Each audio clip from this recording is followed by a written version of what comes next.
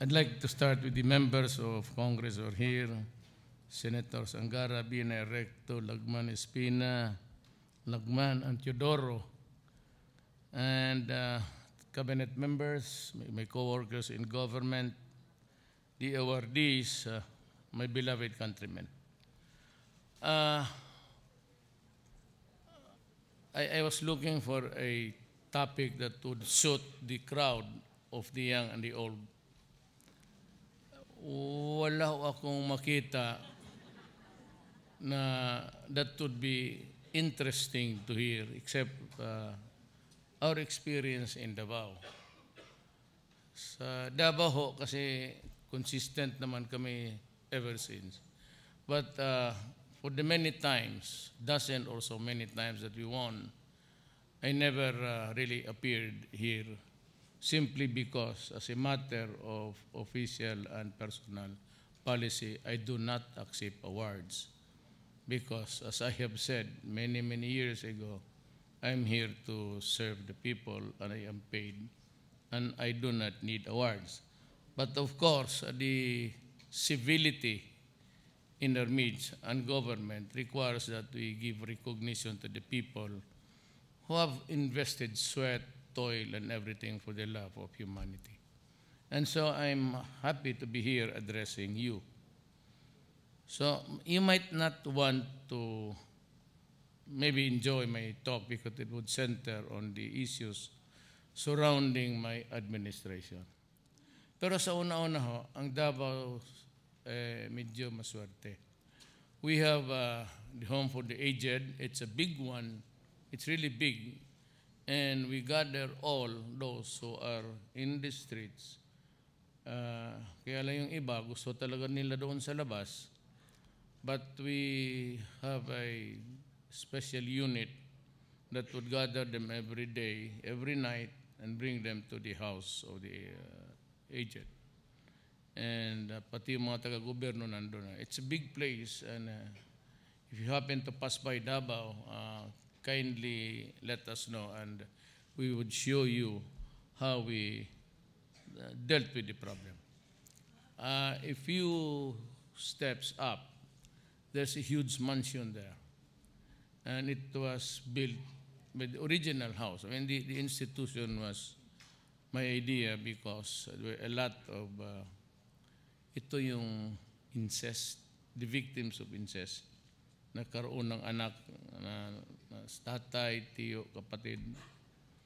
I gathered them in one place and called it Balay Dagumbad. The Visayan Dangupan is refuge, the house of refuge. And if you also want to take at it as a model, I built them a 33 million house. It's a big one. It's almost a big house, and they are there, and we pay for their education.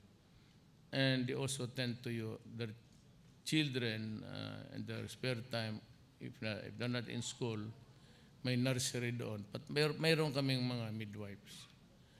For the addicts, I have built another 34 million. Kasi nga sinasabi nila na pinapatay ko yung mga addicts. Well, maybe that is a thing I would not enjoy to hear.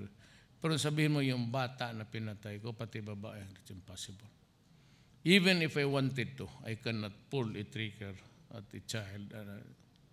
Yung lalaki lang. Kasi gusto naman nila eh. Ganito yan eh. This thing about, I would not say they're all lies, but neither all true. But this started as a political issue. You know, I was up against an operator, my political enemy. Magkalaban talaga kami, but ayaw ko nang hayabain ng istorya because he shook my hand and sabi niya, ariglo na lang. So, laki pag nagkamayan tayo, then we forget everything. Ako naman, pagpatay ka na o nakipag-ariglo ka sa akin, okay na ako. I'm good. Hindi ako yung... But ganito ang Davao. Ang Davao kasi was also a very topsy-turvy place. in the days of martial law, yung lahat ng gustong anti-communist was given a firearm left and right. And there was even a lathe machine inside the headquarters mismo ng police, and they were manufacturing politics. And they were giving it to everyone who would, every Tom, Dick, and Harry would say, anti-komunista ako. So, time passed by and Cory won. And a lot of yung celeb were ordered release. Wala akong problema doon. Ang nagka-problema ko, yung mga alsamasa na walang authority to keep the guns, even the bare documents, wala. But they were armed and they were marauding Davao. And kayong mga taga Davao, alam ninyo to, the story about a rich guy, pumasok itong mga to, mga baongang ng Davao, who used to be CHDF. And they stayed in the house and knew very well that you cannot withdraw money from the bank more than 50,000 a day. So they were asking for more, so they stayed in the house. And in the meantime, day to day, they raped the wife, the children, and the maids. So doon nag-umpisa ang rage ko. I was only a vice mayor. But sinabi ko na, this cannot happen. And by that time, pumasok na ang, used to be marijuana lang. Pumasok ang meth, shabu. And they were committing, because it was easy, and the market was ready. At nagkaroon ako ng problema because I became mayor of Davao City for 23 years. So may problema talaga ako. And yung parami na ang parami, I started with just being a soft landing. But nung parami na, napuno na yung rehab ko, sabi ko, delikado na to. So I made just a survey of my own city. And at that time, it was already deadly serious. Because, it starts with pamilya at may addict, the entire family becomes dysfunctional. The social cost. Magnakaw yan, mag-hold up, di mo more. So kita mo ngayon, it has reduced crime by 50%. Sabi sa amin doon sa Davao 70. Kasi wala na sa labas eh. And there was a point, it was on my third election, sabi ko, I will not tolerate killing civilians, raping women and child. I will not accept that as a theory of government that I can go after you and just send you to prison. Ang sinabi ko, at ito, inulit ko yan eh, if you destroy the children of my country, if you destroy my country, I will kill you. That's what I said in Davao, hindi pa kasi yung first, second. But about the time about si Ramos na. Sabi ko, hindi ko na ito. Kasi every time may nire-rape, ang problema yung nire-rape, buti sana ko yung babae. And there was this also gang, and they were raping a 25-year-old, 85-year-old woman. Every day doon na pinapigpipistahan nila. So, sabi ko sa police, ito klaro. And this is really what I said. Go out and hunt for them. Arrest them if they're willing to surrender. But if they offer a violent resistance, and you think as a police arresting officer, your life may be in jeopardy, on danger, or you're being killed, you kill them. And that's the order for today.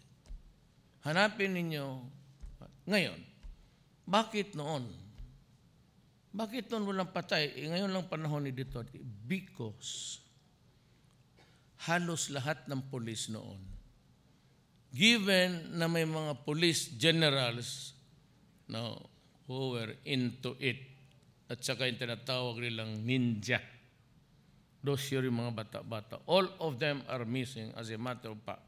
Matter of fact, I placed 2 million. Hindi ito pera ng gobyerno, pera ito sa mga taong galit sa droga. I have about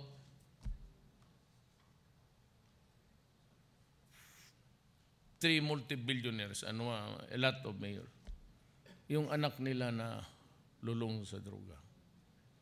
Ito ang sabi, sige Mayor, you offer bounties para matapos ito silang lahat. Ito galito, tinamaan sila. There was the one guy said, I am supporting you because my son died because of drugs and I am about to lose another. Kung gusto ninyo, ipakilala ko sa inyo yan. Baka sabihin nyo, iniimbento ko lang. I will introduce you. I'll give you the name after this if you want. And you can ask them. So ngayon, bakit sa Davao maraming patay? Kasi sa Davao, sinabi ko sa pulis, if you follow strictly to a T, my order, you will have my full protection.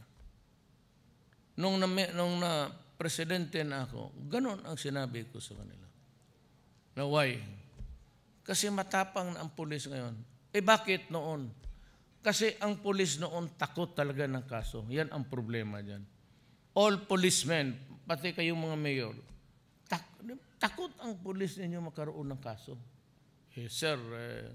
Because the FAD, is that pag mag-demanda ka ng pulis for whatever crime, the usual, alam mo na, abogado rin ako, is also to file a counter charge. Ang problema, lumalakad yung pera, nauuna pa ang hearing sa police.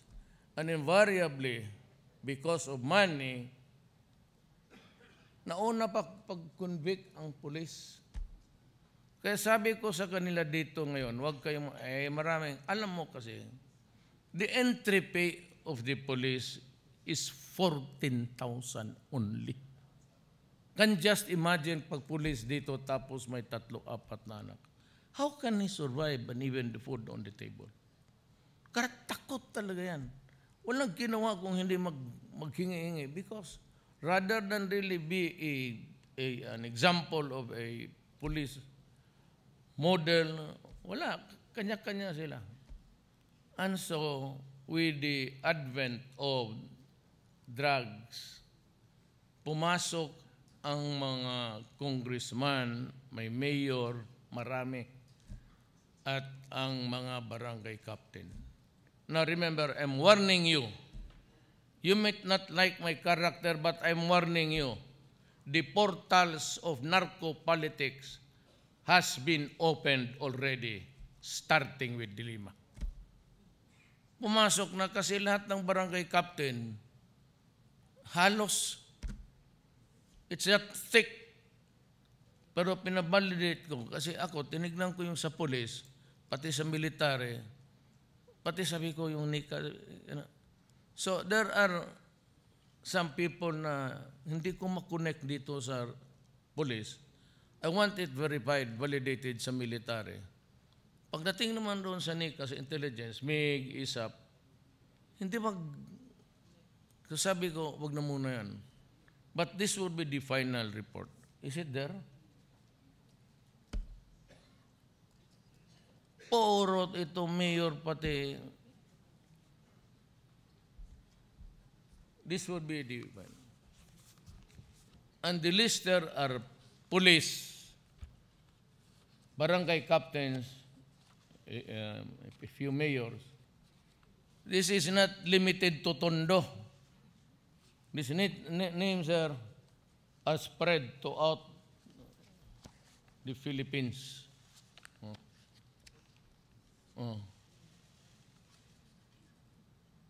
Ito ang pulis, ha? Pagka ninja group, pulis yan. Ninja group, ninja group, ninja group, ninja group, ninja group, ninja group. Lumalaban to. Ayaw na mag-surrender. May 2 million na nga akong patong, hindi pa nagsusurrender. So what am I supposed to do? Sabihin ko, hulihin ninyo. Lalaban talaga yan. At mamamatay yan. Now, itong sabi mo na, where's the big fish? My God, the big fish is not here. It's in China. They are operating the Shabu operation in the Philippines using the digital map naman. Wala nila doon. Oh, sige, deliver mo dyan sa yung tindahan na sa Pandakan banda. Kunin mo yung pera doon, may nakaparking. Dyan. Real time.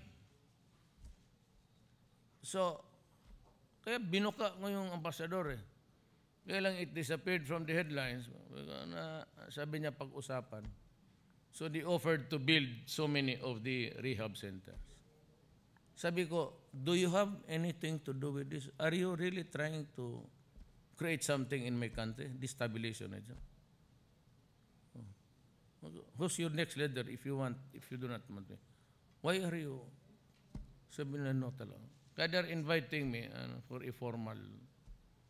So doon yan sila. So who are left here? The lieutenants. Who are the lieutenants? The police, pati yung mga mayor, pati yung barangay captain. Now, what about, sabi nga, where's the big fish? Alam mo, Amerikano na mismo nagbigay ng data na yan. Now, when you are in Shabu, 6 months to 1 year, your brain will shrink. Kaya lumalaban talaga, may baril yung mga yan. Believe me, I've been mayor for several years. Hindi naman that. Of course, may salvaging. Totoo yan. Pero yung salvaging na binabalot ng plaster hanggang ulo, we are not into that kind of business. What for? This government is not in the manufacture of mummies. Bakit ba? Those are really yung pang-ano yan, yung torture. That's the stages na dandahanin ka. Yeah, you must remember that the first organized crimes here, hindi ang gobyerno, yung mga sa military, pati sa police, they were the ones. What do you think you will do if you are a general once it is already too constricted to move around? Yan kasi ang mahirap dito, pag may namatay, it's about 1,000, sabihin kagad gobyerno. Why would I order? Di hulihin mo na lang. Look at the report. I'll show you every day. May briefer ako. Drugs, all over the Philippines until now. May briefer ba ko yan? Ipakita. You release it to the public. Today. Magsabi ka lang 1,000 arrest, meron. Where will this thing go? So, sabi ko, state of lawlessness because there's only a little leeway to kagaya sa Arayat, I will be flying there. Laboratory talaga na may mga anak na. How can this country survive kung sabi ko, patayin ko kayo. Talagang papatayin.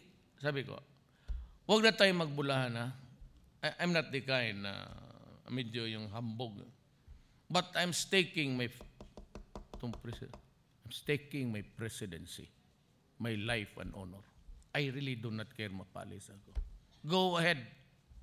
As long as I have my honor intact. Do not do it in my time. Wag mo akong ngayon. Papatayin talaga kita. Papatayin kita. Because I have to protect. If I do not interdict now, I would have compromised the next generation. Anak ninyo, pati apo. And it's going to be in narco-politics, just like the failed countries in South America. Bakit? Ako? Kung magpresidente ako, pera, hayaan ko na lang lahat. Sige, leader kita. Wala akong pinatawad, pati yung mga barangay captain. Wala akong illusions about honor. Honor na being here for. As a matter of fact, if they can pass ito, if you can pass the federal system by next year or 2 years from now, I will resign as president. I will give way. Inyo na. Wala akong I'm 71 years old. So what I'm supposed to do here? At saka wala kang makuha dito. Totoo lang magprangkahan tayo. Except for the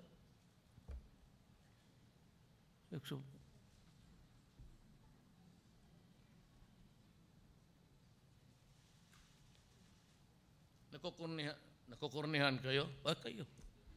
Pero ako yung napapayag. We speak the same dialects dito, Tagalog. Sometimes you talk of your own dialect. Tomorrow, di Ilocano, Ipogaw, di Igorot, Bisaya. So what binds us together? This flag. If nobody would honor it, but I will. Ngayon sabi ko sa military, if you do not take, you do not like me, do not say si Cordita, call me, and I will be the one to swear you there. O ito, bagong hunta. Kanila na ang gobyerno. Do it if you like. Well, pero not until nakaupo ako dito. I will not allow it. So sabi ko sa mga polis, do it and do not be afraid. I will take full responsibility, legal or otherwise. Ako ang magpakulong, trabaho kayo. Pero pag nagkamali kayo, do it, mag-kidnap ka on the pretext of drug, putang ina mo, papatayin kita. Talagang hiritan kita. Do not do it, sabi ko. Ganon sa Davao. Davao, police na kidnap. Pag-grade, hindi ko nahihintay. Pati yung study, sabi ko, patayin ninyo. O yun siya. Wala akong, drugs. Police, patay. Sigurado yan. Yan ang usapan talagang lumalaban naman yan. Hindi talaga ako. Wala akong, I think I became a president by a freak situation.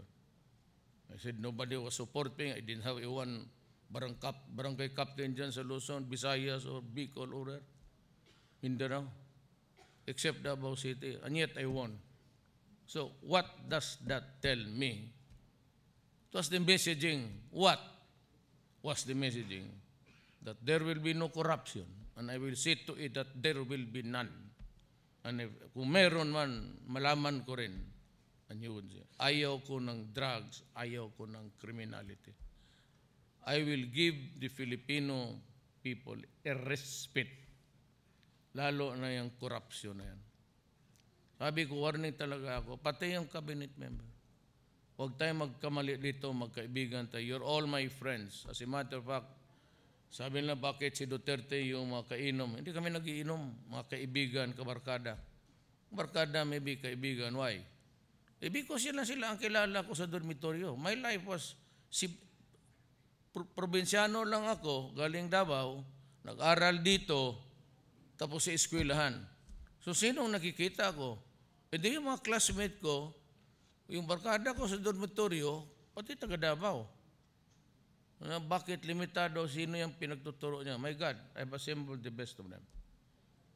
You know, Yasay and me, isa pa rin niya. Parang, ang English niya, parang si Kerry.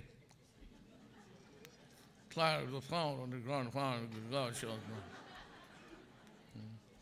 They call it, it's called it slang. It's not slang. Slang is some slur, epithet.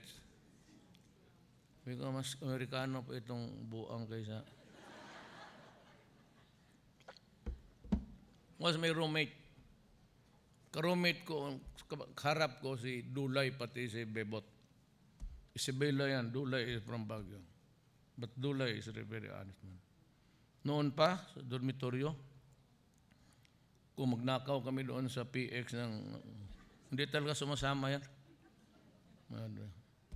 Nahuli kami kay sigarilyo namin, mga imported. Tapos sigarilyo, pagkatapos itapon mo mas bintana, di nagkalat yung filter doon na imported. Yung mga pulis, nagtingin lang sa mga bintana, saan yung mga natapon ng mga... Yun, Dulay was really very... At that time, he was clean. He's clean, I assure you. Si Art, was my classmate. Valedictorian namin yan. So, ganun. So, I've assembled yung tinignan ko lang na kaya ko. Yan ang problema natin. Ang ayaw ko dyan is ganito. I have invited everybody. Obama, the Commission on Human Rights sa UN, yung EU, come. But we will do it, the process in my jurisdiction. Kasi ang style, I was already, kaya ako napipika itong pamulitika. Kasi naimbestiga na po ako si Alston, Philip Alston. He came here, the rapporteur of the United Nations Commission on Human Rights.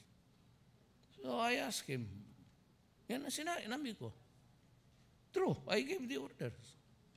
But you know yung police, lalo na yung 4 na taon, PNPA, lahat ng lectures binigay na yan.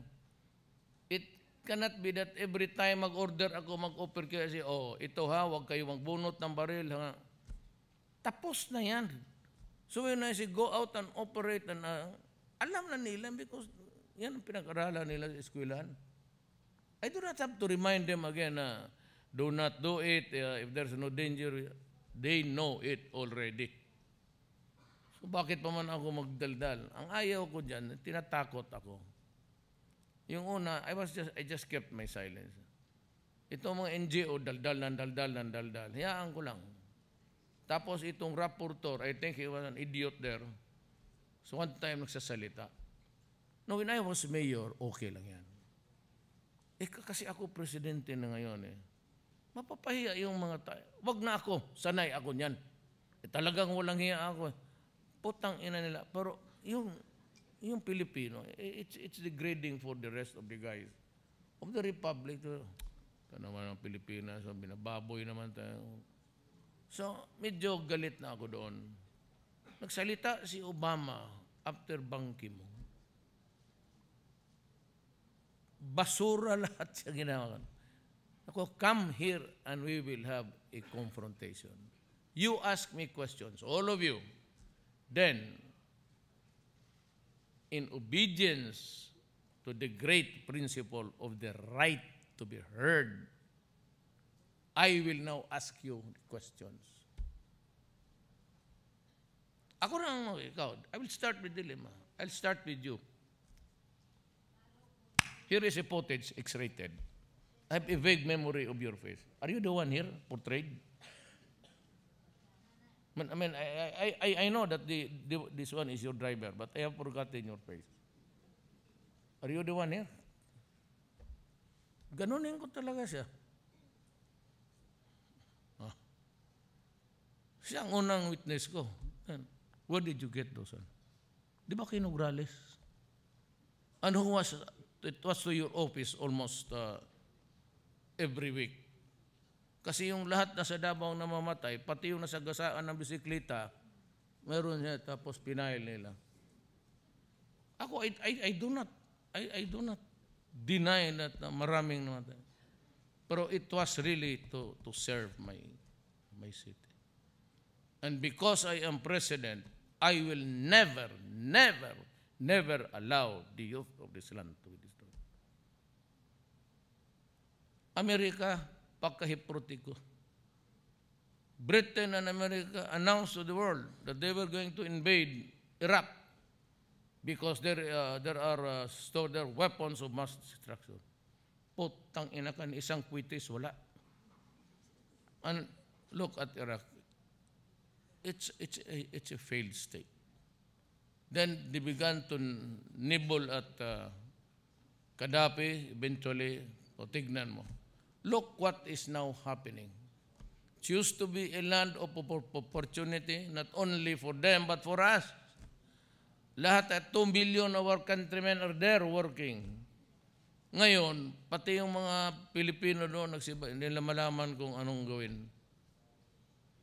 So that's the problem. It's not only lahat tayo tinamaan. Yan ang hypocrisy nila. Sabi na, ako, how many okay, assuming it to be true, 1,000? Ilan ang pinatay nila dito sa Pilipinas? I showed them because they were talking about human rights.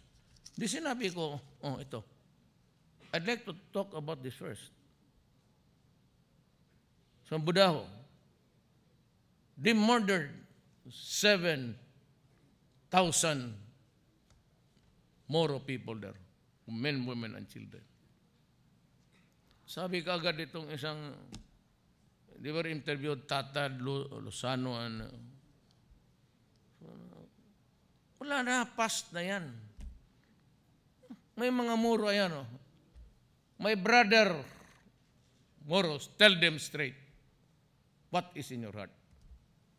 Sabi na, this is not past. This is not 1 century ago. This is now. The Americans are still here lording it over, telling me, using your armed forces to fight us. Kasi kinausap ko una komunista. Kasi matapak sila Tiamson and spouses, lahat ng mga bigwigs ng komunista, invited them for dinner after this. Then I went to the MI because they said that they will go to war kung walang BBL. Hilot-hilot, pakiusap. Then Nor, but Nor, I said, I cannot bind the Abu Sayyaf. He wants now the Abu Sayyaf to be a part of the group that would be amnestied. So we go, no. I will talk to you, but I will never talk to the Abu Sayyaf for what they did. Kung binabati ko sa kunang Pilipino, wala ako sa, ako isang bala lang sa ulo, okay na yan. Saka I've always warned the soldiers na do not mutilate, ignominy sa patayang katawan. Isang bala lang, tapos na yan. Bakit ka pa mag... So, yun ang istorya ko. Now, since we are talking about the children, at sa bahay ng Home for the Aged, you should go. Just in front of the Davao International Airport, a few meters inside. Wala ang problema doon. Lahat binigyan ko. Yung mga special kind because they live parang in shame. So dahil sa tatay na separate yung kanila. And I do not allow even the press to.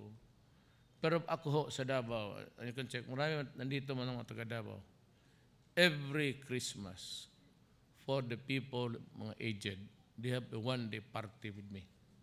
Then the commercial sex workers, may party yan sa akin. Then the military and the police. Then the barangay captains.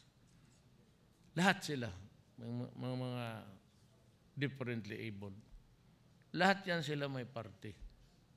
And Davao is the only place in the Philippines na walang vice squad. Davao is the only city in the Philippines the policemen are not allowed to apprehend prostitutes or commercial sex workers. Bawal sa Davao. They cannot go around asking mga clearances. I have dissolved Davao vice. Ang kawayan ng mga yan, mga gago na putang, maghuli ng babae, dalhin sa opisina, gamitin, kunin pa yung pera. Kaya ngayon, marami talagang sa Davao yun ang, so what can I do? I cannot offer them anything. I cannot take them all in the government service. Cannot do that. So hinayaan ko lang. My only condition is that they report to the city health officer every week. At doon binibigyan ng condom. They must use it. Yan lang hiningi ko. And I allow them. Walang magawa eh. Walang huli-huli ang polis doon. Sagrado ang babae doon sa Davao. Hindi lang alam nitong nagbiti ko sa akin noon. I was the first lahat. And my mother, she died 2 years ago. She was 96 years old. Nanay ko. Magna 97 siya. Sayang hindi umabot ng 100. Totoo. Ako, well, if we go by genetics, walang problema. But ang problema natin is maraming bisyo. ako inam, that I have, I'll tell you, I'll be frank with you. May Barrett ako. Alam na mga doktor yan. At kinuna nila ako ng sabi ng doktor, malignant. Hindi ko man tinago yung ng eleksyon. Sabi nga ni Rojas, maghubad na lang tayo, gusto mo yan. Smoking, Berger's disease. That's why walang smoking. Balang araw, hanggang buong Pilipinas na to. I will not allow smoking because you pass cancer to the people who do not want it. Drinking, sa Davao, stop it at 1 o'clock. We cannot be drinking forever. Panahon ko lang yun. Kami hanggang umaga eh. But you know, I can see people, young people there drinking until wee hours in the morning. Kagaya ng ginawa, exactly the same sa atin dito. Pagaling sa eskwela, kasi hangol, greedy ng sine. Wala masyado sine sa probinsya. Galing ng eskwelahan, kain, sine. Magpunta sa Brown Derby, mag-inom muna. Bago mag-aral, mabutit na lang, umasa. But that's how it is. I said, you may not like my style. Pero yan ang ko. Na itong, bakit ako nagsabi paalisin yung Amerikano? Yung angling ng reporting. Sabihin ko sa paano ko. Sabi ko, I have talked to. So merong talagang resistant. Alam mo saan nag-resist yung mag-usap na negotiate, sa mga scholars at ang mga bata. Yan. That massacres there happened today. It cannot be a past tense for them. Diyan ako nahirapan ngayon kung paano ko i-diskarte. Just like Samar sa Balinggiga, they went inside Samar and the Americans killed 10 above. They massacred them and they got that belfry. Ngayon nila sa nasuli hanggang ngayon. And the goal that they can talk to me about human rights. Sabi ko, araw-araw na sa TV, the black people already hands up, nandiyan na tumba, pinagbabaril ninyo, then you come here about human rights. Kung hindi lang bawal magpatay ng Amerikano, patayin kita dito. Ganun ang hypocrisy ng So everybody is committing it. Ang Amerikano kasi gumaganon. Tinuturo niya ako, at the same time, tinuturo niya sarili niya. Kaya I want them there. I want them there. Then they can ask questions. I would give the same answer that I'm giving you. That's the truth. But I want them placed under oath. Nothing wrong. Just like parang a deposition setting. You get my deposition, fine. Place me under oath. But ikaw, when the time comes, pwede na sila lang magtanong, anong tingin na sa akin, gago? Tapos yung anong sagot ng atin, sagutin ba, dalhin na doon, they make a report, and they condemn me. Kaya sabi ko, gusto ko, dalawa man ito. Kalukuhan ng Amerikano, so, ininsulto mo. So, a lot of Filipinos, especially yung medyo AV, ganun, they're more worried about how Obama was insulted, and they do not really bother to what's the sentiment of the Filipino people. I have a problem. Not in the scale of what they have, but I have to solve this. If I go down in history as a killer or the one disgraced because I was impeached, fine with me. Okay lang sa akin, walang problema. Okay, honestly, okay lang sa akin. Assassination, fine. I do not lose honor in both. I keep my honor intact. At least, I did what I should do at this time for my country. Wala ako. Now, if my judgment is wrong, well, I'm sorry. If you do not agree with me, fine. But there's a problem. Ako yung, gusto mo, palit tayo. Kayo. Sabi ko kay Dilima, I'll give you a chair here. plan out how to solve this. Sabi ni General Santiago noon, 3 million. 92% of all barangays and 3 million. When I became president, ang nag-surrender, it's nearing another 3 million. When I talked with Widodo sa summit doon sa ASEAN, he said, I have a 4 million addicts. Sabi ko, my God, I'm nearing that number. So anybody who has a bright idea of solving this, remember that I went into the presidency on a budget that is not mine. The budget I am operating on now is a budget that was prepared the other year by Pinoy. Under this election, I entered midstream. So wala akong budget. The loudmouth, why don't you just build a rehab there and rehab there? Saan maghanap ng pera? Where in the budget? I cannot steal money. I cannot print money. Pero kung gusto ko, paya ko, hold upin ko na lahat ng bangko dito sa Pilipinas. Because then, I ordered the military to open their camps para doon ilagay. China has promised us. They're only waiting for me because we will sign something. Now, sabi nila, Standard and Poor's is, ang rating nila at natin mababa because these Americans, these foreigners, pro-Americans. Fine, go out. I can always establish another alliance. I will establish alliance with China. I talked to Medvedev, kami sekreto. Ngayon lang ninyo alam. Talk to China, Xi Jinping, and to. Naggawa talaga ako ng paraan.